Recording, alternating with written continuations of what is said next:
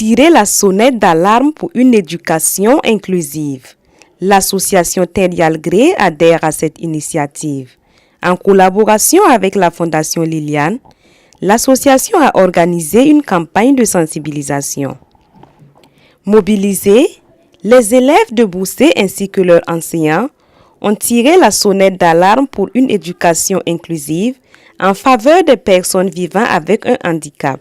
Il y a toujours des handicapés qui sont cassés dans les maisons, non plus même à l'école. Je ne parle même pas de l'école. Il y a d'autres qui se cassent les enfants dans les écoles.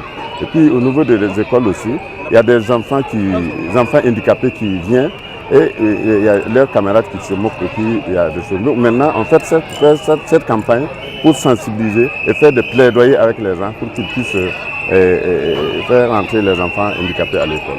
Dans notre secte, c'est-à-dire celle de Boussé, qui compte 39 écoles avec 6288 élèves, il n'y a que 35 enfants en situation de handicap, soit moins d'un élève handicapé par école. Pourtant, dans nos quartiers et dans nos familles, il y a beaucoup d'enfants handicapés en âge d'aller à l'école comme nous.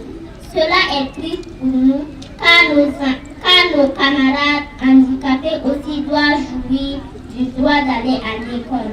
C'est pourquoi nous sommes rassemblés ici aujourd'hui pour tirer la sonnette d'alarme pour l'éducation inclusive en faveur de nos camarades handicapés.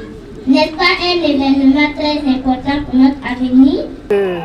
Aujourd'hui, dans notre société, il est difficile de voir quelqu'un qui s'occupe vraiment des personnes handicapées en tant qu'Estelle, parce qu'il faut le don de soi.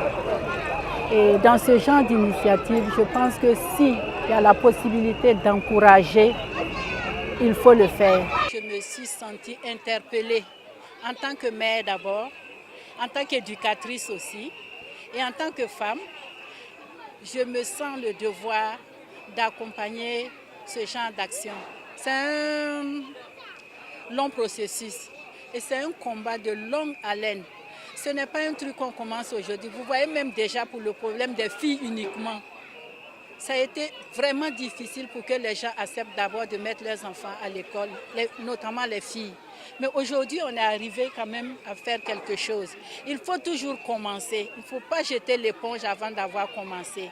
Et je pense que ce n'est qu'un début. En 2006, au moment où je m'apprêtais à fouler mes premiers pas au collège d'enseignement général de l'Aïe, que j'ai eu la chance d'être parrainé par l'association Terial Gré, de l'accompagnement effectif et continu de ATI durant tout mon cursus scolaire et universitaire. Quelle grâce! Oui, l'accompagnement de ATI a été pour moi une grâce.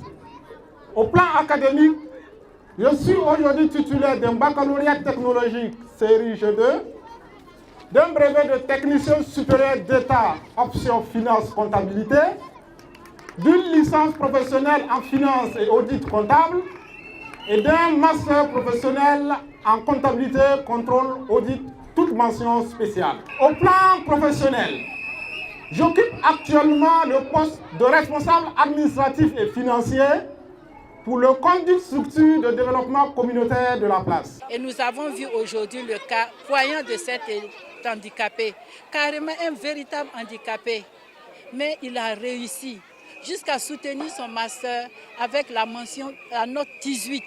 C'est extraordinaire. Donc ce qu'on peut faire pour les enfants que nous appelons normaux, qui est forcément quelque chose de péjoratif, on peut le faire pour ces enfants-là. Ils ont simplement besoin qu'on les aide, qu'on les accompagne. Et ils ont ce droit-là. Les personnes handicapées sont comme des fleurs. Si elles sont bien arrosées et soutenues, entretenues, elles vont jaillir de pétales resplendissantes aux yeux des passants et elles vont produire. C'est pourquoi je profite de cette tribune pour plaider auprès des autorités compétentes pour l'application à tous les niveaux de façon effective de la loi numéro 012-2010 AN du 1er avril 2010 portant protection et promotion des droits des personnes handicapées. Chers camarades élèves ici présents, je vous invite tous à siffler fort pour montrer notre solidarité à nos camarades.